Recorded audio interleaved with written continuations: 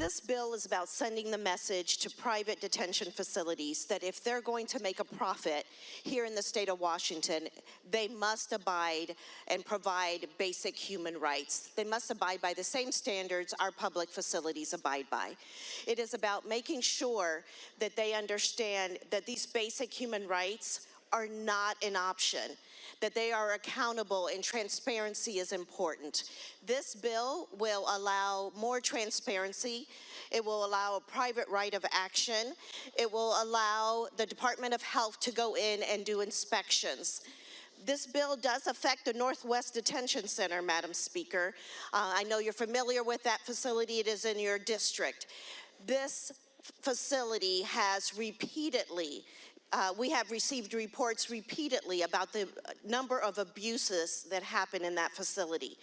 Madam Speaker, we've been working on this issue and trying to standardize, trying to deal with these abuses, trying to say that there's got to be a level of care, of basic human rights standards that they must adhere to. And even though we have an eye on them, and even though they know we have an eye on them, these abuses continue year after year. The transparency, the inability for us to access the facilities, these continue year after year.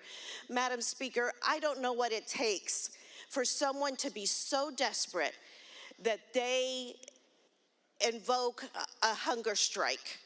I don't know what desperation drives people to that, but for years we continue to hear this.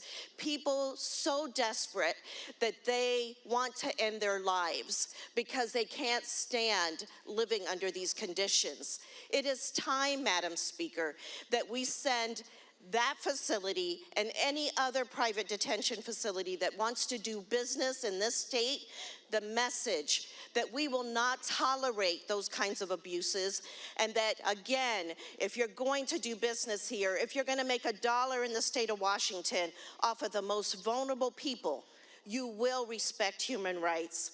Madam Speaker, please join me in sending that strong message. Vote yes.